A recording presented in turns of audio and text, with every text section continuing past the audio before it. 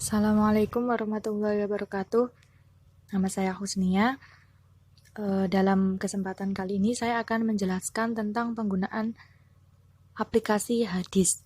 Nah, jadi ketika sudah mempunyai aplikasinya akan keluar ke beranda seperti ini. Nah, ada Sahih Bukhari, Sahih Muslim, Sunan Abu Dawud, Sunan Nasai, Sunan Tirmidzi. Nah, karena saya mempunyai itu, jadi kelima aplikasi ini saling berhubungan. Saya coba satu persatu. Nah, tampilan awal itu ada beberapa fitur dari judul. Di awalnya ada judul, ada pencarian, ada opsi, ada daftar isi, tanda, catatan, kitab lain. Nah, saya ulang. Ini untuk pencarian. Nah, untuk mencari ini bisa menggunakan keyword, menggunakan bahasa Indonesia ataupun menggunakan bahasa Arab. Misalnya zakat. Langsung kita cari. Nah, dengan keyword bahasa Indonesia ini bisa menemukan dari segi artinya. Jadi akan menampilkan semua hadis-hadis yang ada kata zakatnya. Lalu untuk yang Arab misalnya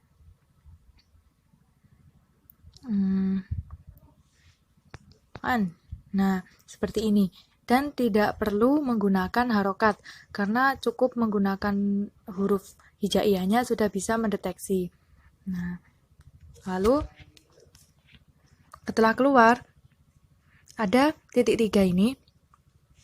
Saya klik, nah ini bisa menggunakan harokat atau tanpa harokat, jadi bisa disesuaikan. Lalu ada daftar isi. Daftar isinya itu dibedakan berdasarkan bab-babnya. Jadi bukan dari perawinya, dari bab-babnya. Yang pertama permulaan wahyu, lalu sampai akhir. Nah, ada sekitar 77 bab. Lalu ada tanda. Tanda ini adalah hadis-hadis yang sudah kita buka dan kita tandai. Maksudnya itu adalah sebagai pertanda kalau kita sudah menandai hadis itu atau hadis yang ingin kita sisihkan begitu. Lalu ada catatan. Catatan ini bisa berisi tentang catatan-catatan penting kita untuk hadis yang kita baca. Lalu ada kitab lain. Nah, seperti tadi di awal. Nah, ini kan ada beberapa kitab.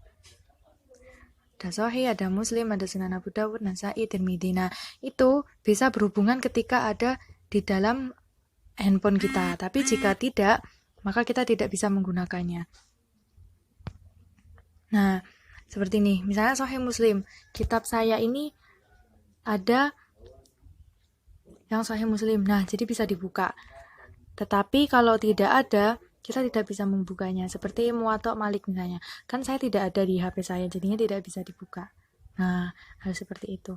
Lalu, coba kita cari cara.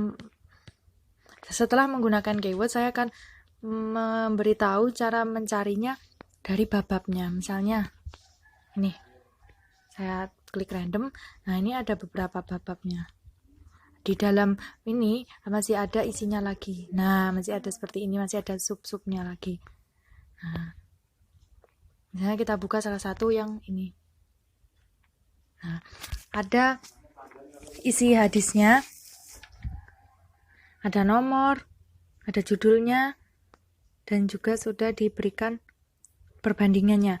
Perbandingannya ini pun sudah langsung diberikan hadis yang sejenis dengan hadis yang dijelaskan di atas. Sekali lagi, kalau kita mempunyai aplikasinya bisa dibuka, tetapi kalau tidak, kita tidak bisa membuka. Nah, seperti Sahih Bukhari ini atau Sunan Ibnu Majah ini kan saya tidak punya. Nah, jadi belum bisa. Tapi kalau misalnya Musnad Ahmad saya belum punya juga. Sahih Bukhari atau Sahih Muslim. Nah, karena Sahih Muslim saya punya, makanya bisa dibuka. Nah, lalu untuk tadi kan ada tanda. Itu bagaimana caranya? Ada gambar bintang ini. Nah, itu diklik saja, nanti akan tertanda. Nah, seperti itu. Terus kalau mau menghilangkan tandanya lagi, diklik lagi. Lalu untuk memberikan catatan, klik di sebelahnya. Nah, ingin memberikan catatan, bisa. Nah,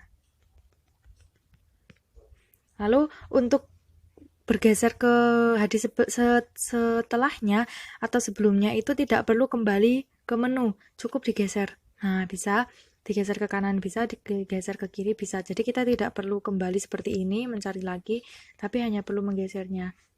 Nah, pun langsung ke bab-bab yang lain otomatis. Jadi seperti kita membuka lembaran buku. Lalu kemudahannya lagi kita juga bisa menyalin.